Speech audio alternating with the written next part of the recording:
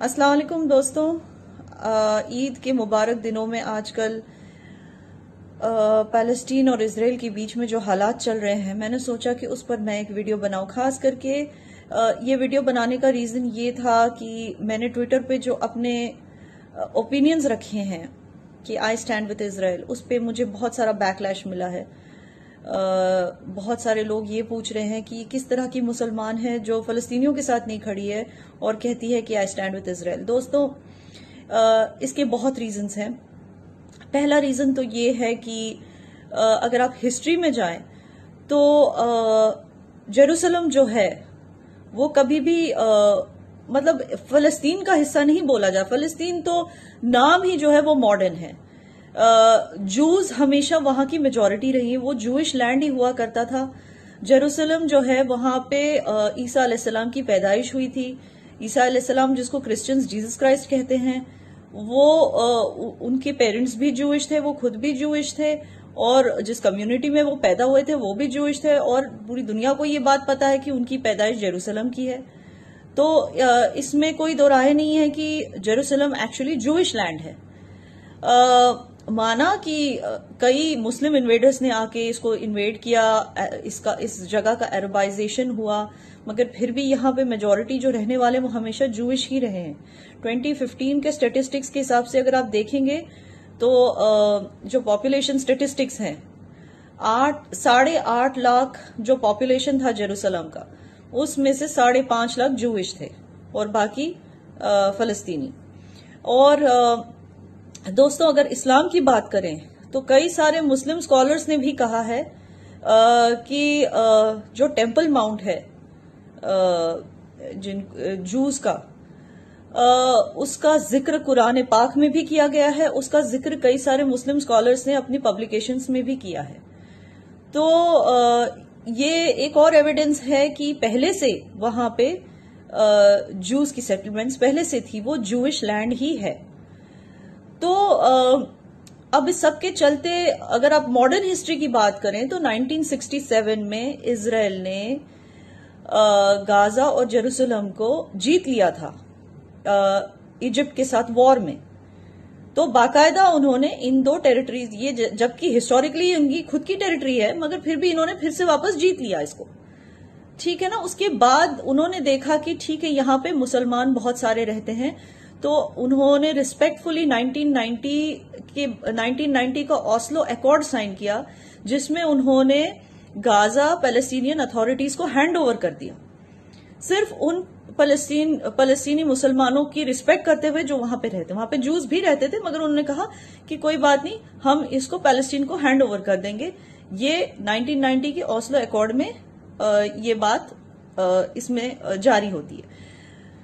मगर उसके बाद हुआ ये दोस्तों कि पैलेस्टीनियन अथॉरिटीज को हमस नाम के एक टेररिस्ट ऑर्गेनाइजेशन ने टेक ओवर कर लिया। उन्होंने पॉलिटिकली भी वहां पे इलेक्शंस जीते, और उन्होंने पैलेस्टीनियन अथॉरिटीज को हटा के अपने हमस के मेंबर्स को हर एक ऑफिशियल डिपार्टमेंट में डाल दिया। मैं आपको क्लियरली बता दूं दोस्तों, हमस जो टेररिस्ट ऑर्गेनाइजेशन, उसको क्यों कहा जाता है, क्योंकि उनकी बुनियाद ही है जूस की नफरत।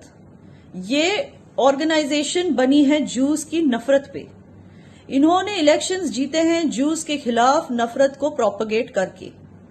और इजराइल ऐसा क्यों चाहेगा कि उसके हिस्से का जो गाजा है वो उससे नफरत करने वाली एक ऑर्गेनाइजेशन चलाए, उससे नफरत करने वाले लोग वहां रहे? इजराइल ऐसे क्यों चाहेगा? मगर फिर भी वहां पे जो भी मॉस्क्स हैं उसको इजरायली अथॉरिटीज प्रोटेक्ट करती हैं, वहां पे जो वर्शिपर्स आते हैं उन्हें इज्जत देती है। मगर उस दिन जो रमजान के आखिरी जुम्मे वाले दिन जो वहां पे हादसा हुआ, वो हादसा कुछ ऐसा था कि हमस के कुछ लोग वहां पर स्टोन्स ले गए अल अक्सा मॉस्क के अंदर, जो हमारे इस्लाम की 3rd मोस्ट होलीस्ट मॉस्क मानी जाती है, उसके अंदर ले जाकर उन्होंने स्टोन्स रखे।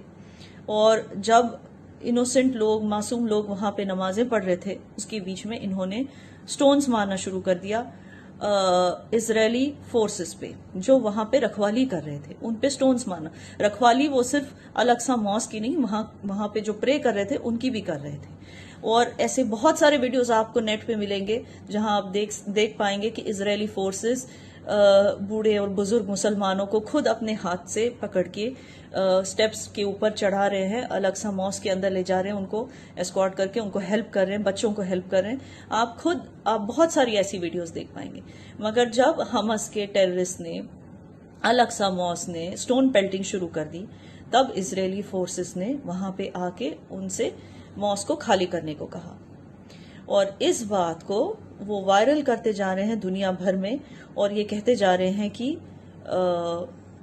یہ مسلم کارڈ کھیلتے جا رہے ہیں، اور ہر ایک مسلمان سے کہہ رہے ہیں کہ ہمارے ساتھ ہمیں سپورٹ کرو، ہمارے ساتھ کھڑے رہو اور اسرائیل کے خلاف آواز اٹھاؤ.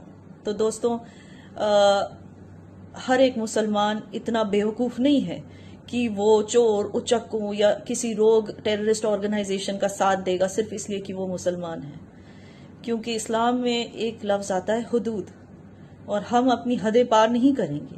کسی ایسے کو ہم سپورٹ نہیں کریں گے جسٹ بیکاز وہ اپنے آپ کو مسلمان کہلاتا ہے، مگر وہ چور ہے یا سٹون پیلٹر ہے یا فساد کرنے والا انسان ہے، تو ہم اسے سپورٹ نہیں کریں گے جسٹ بیکاز وہ اپنے آپ کو مسلمان کہلاتا ہے.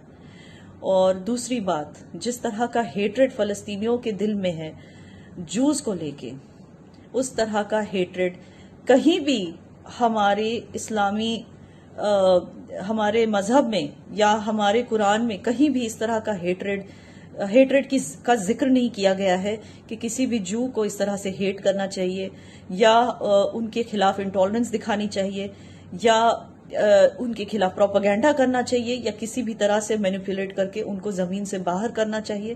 اس طرح کا کوئی بھی ذکر ہمارے قرآن پاک میں نہیں ہے، ہمارے مذہب میں نہیں ہے، اور نہ ہی حضرت رسول اللہ نے ایسا ہمیں کبھی کوئی آدیش دیا تھا کہ اگر مسلمان ہو تو جہاں تمہیں جو دکھے اسے اس زمین سے ہٹا دو. تو یہ جو ہم سے سپورٹ مانگتے ہیں، دنیا بھر کے مسلمانوں سے جو یہ سپورٹ مانگتے ہیں، آج کا جو مسلمان ہے، آج کا جو پڑھا لکھا مسلمان ہے، جو جانتا ہے ایگزیکٹلی کہ قرآن میں کیا ذکر کیا گیا ہے اور کیا نہیں، وہ مسلمان اس طرح کے لوگوں کا ساتھ کبھی نہیں دے گا. اور اس لیے آج آپ دیکھ سکتے ہیں کہ it is not only India but it is also a lot of Arab nations that stand with Israel. تو دوستوں، آئی ہوپ کہ میں نے اپنے پوائنٹس کلیئر کر دیے ہیں. Thank you for watching.